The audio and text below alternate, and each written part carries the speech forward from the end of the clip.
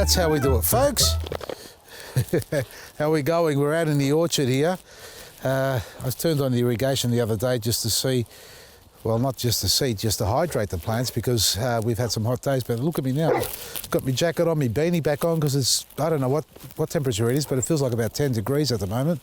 So the weather is really fluctuating a lot from one degree to the other and one day to the other, that's for sure. So let's have a look around at these trees and see how they're faring, see what sort of fruit we got growing on here and their shape, because we did prune all these through the workshops we had. Now we're looking at an apple tree here. Look at this. This is one of the later varieties. This is 5 Crown London Pippin, and it's got a heap of flowers that have just set fruit all over it.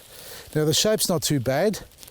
You can see in the middle here we need to cut this out eventually because it's growing up through the centre again. We don't have to worry about it at this stage, and some of these we could actually cut back and train them to become fruit-bearing spurs. And we'll talk about that later on, but for now let's just have a look at all the different trees. So this one's not bad. A lot of fruit on it. If it holds all that, we're in trouble. This is a golden Harvey, and you can see the fruit's already starting to grow, show good signs of growth there. And this is all the new growth that we've already got coming on there. So we're going to get more of that as the weather warms up or we get into summertime. A couple of yellow leaves, a little bit of black spot and yellowing.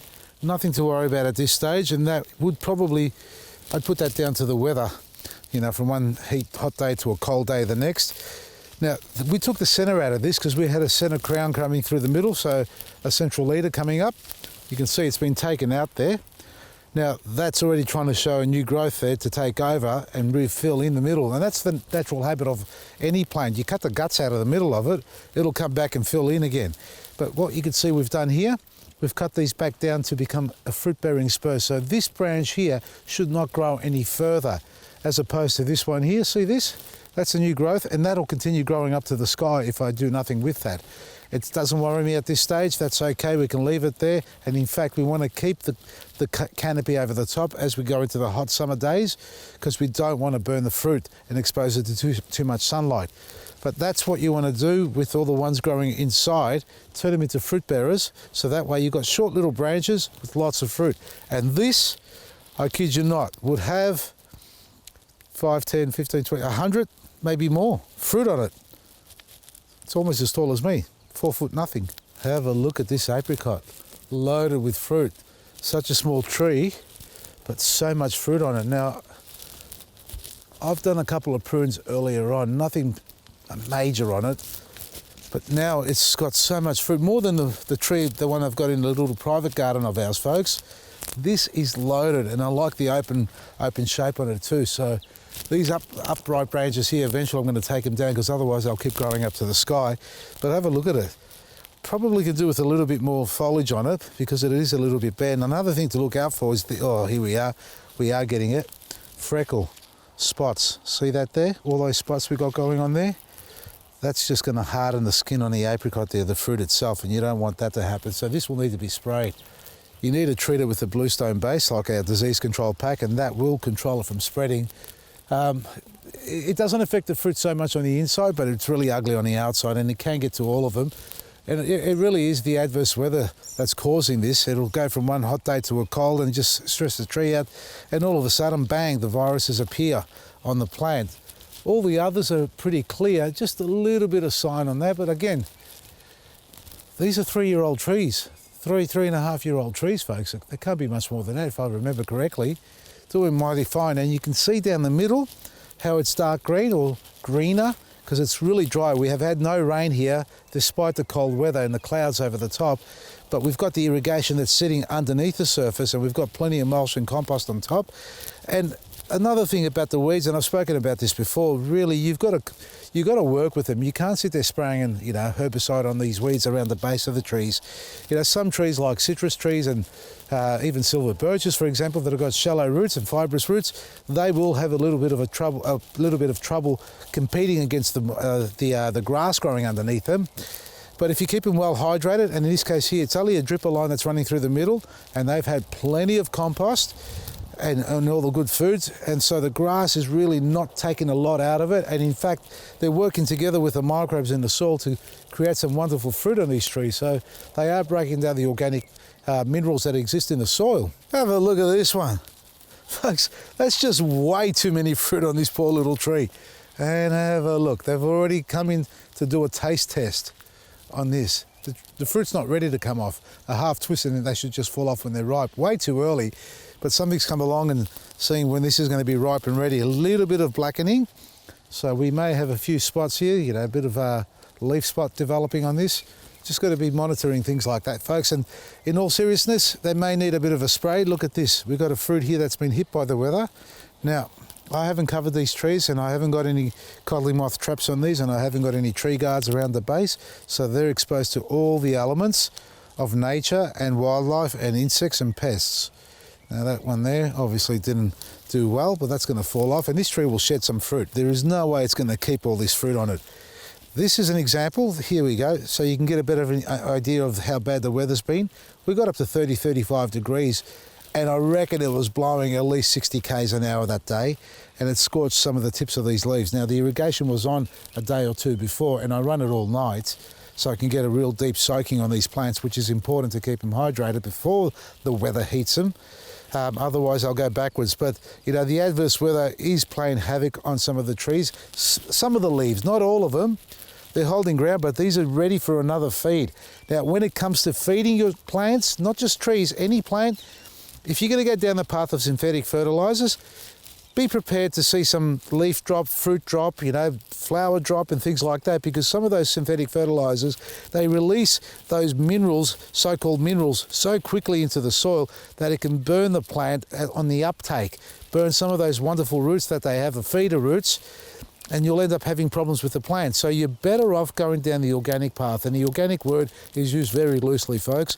It can mean organic because it starts as an organic matter, but there's always something else that can be added into it as well. So make sure it's a true 100% natural-based fertilizer. So compost, manures, make sure they're well aged, because animals are treated with antibiotics and worming tablets and injections, all sorts of things. So those bulk areas where they do the farming and they gather all up the cow manure and all things like that.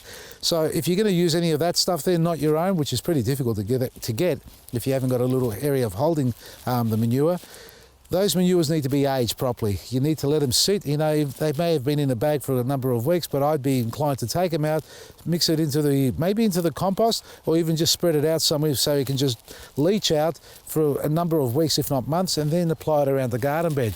That way you're not knocking out all the good living organisms in the soil, including the worms and all the other composting creatures. One thing that I'm going to be having with all my fruit this year, because I haven't netted yet, is protein. Lots of caterpillars. Maresi. Now, when it comes to shaping your trees, I like the open vase shape, and this is what I'm talking. This is one of those, what do they call them, champagne glass. It's really open. Big berth on that one there. We've taken the middle out of this completely, and it's opened up, and we've got a couple of weeds popping up. Don't worry about those. But see how we got the fruit growing along these stems, and you want that sort of almost arching branches or lateral branches. They're not going to hang all the way down, although I can show you one shortly that's got a big weep on it. But this is doing really well because I want fruit growing along these stems. All these side shoots coming out there, we're going to work back down again. We've already done one cut back in the past, you can see here. So we've cut it back there, and that's this year's growth. Now, that was cut back close to a bud. So when you cut back to a bud, just above a bud, that's inclined to grow into a shoot. But if you cut below a bud and have a bit of a short stem to the next bud below, that's inclined to become a flower and not a shoot there like that. Now, the workshops that we conducted here during the pruning sessions that we did, they were everywhere. So we were overseeing everybody, but maybe not closely on some of the trees. So some of the trees may have been pruned slightly more than we anticipated, but nevertheless, let's have a look at this one here. So that wasn't an undercut, that was just a normal prune. But yet again, if you can see that carefully there, we've got some flowers and fruit, well, fruit now that's developed on there. But we've got this shoot that's come up here. So we're going to cut that back down.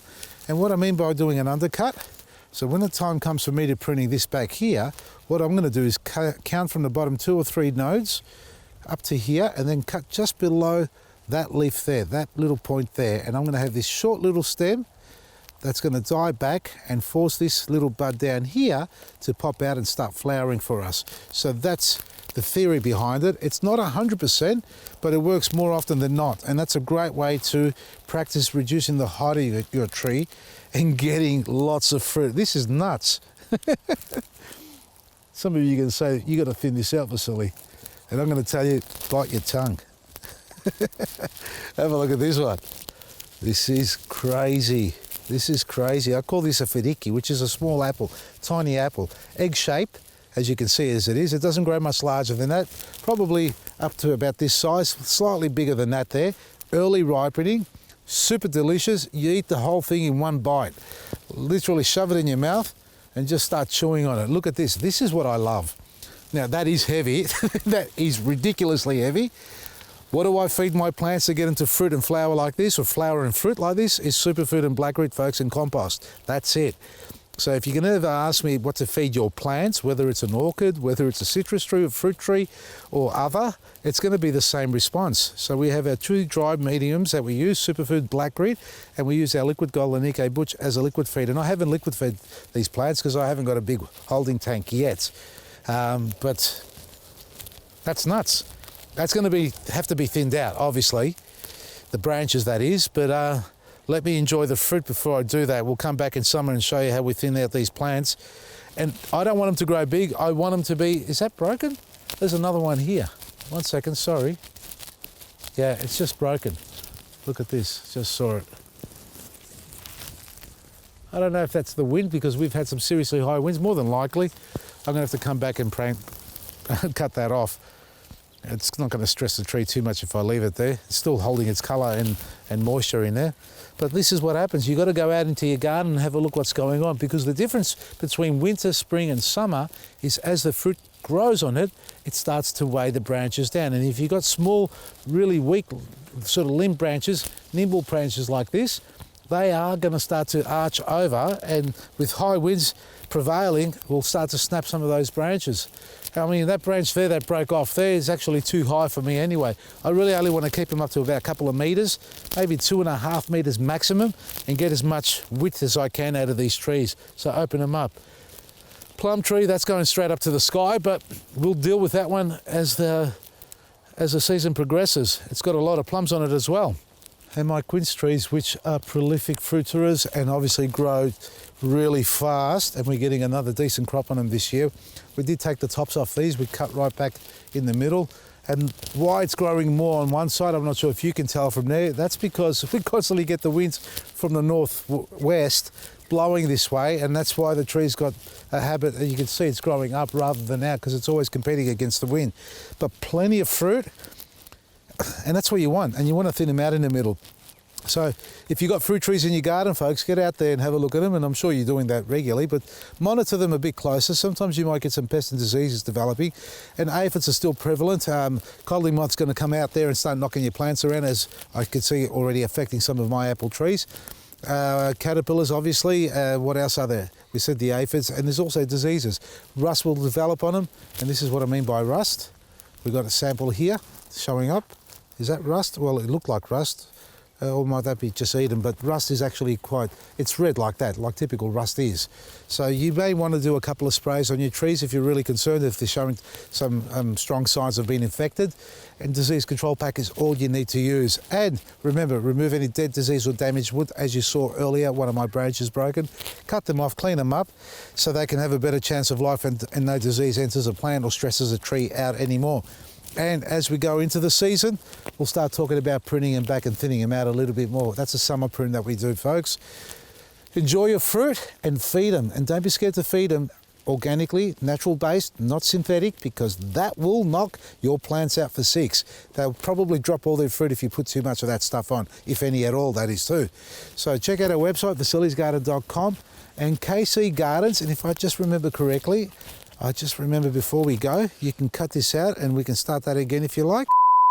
And also, folks, before I go, KC, this is Cam from KC Garden Works, just messaged me to tell me that he's going to be at Heritage Christian College at 33 Centre Road, Narre Warren South, this Sunday, 19th of November, from 11 to 5 p.m. with a full range of, guess what, Vasili's products. So he'll have the Planting Mix, Cocoa Pith, compost, blackroot, superfood, and all the liquid fertilisers and more for you guys to be able to get out there and support the day, the event. It's and you can also click and collect from Berwick. Well, actually, no, you can't. We'll be setting him up. So sorry, I'm reading it here.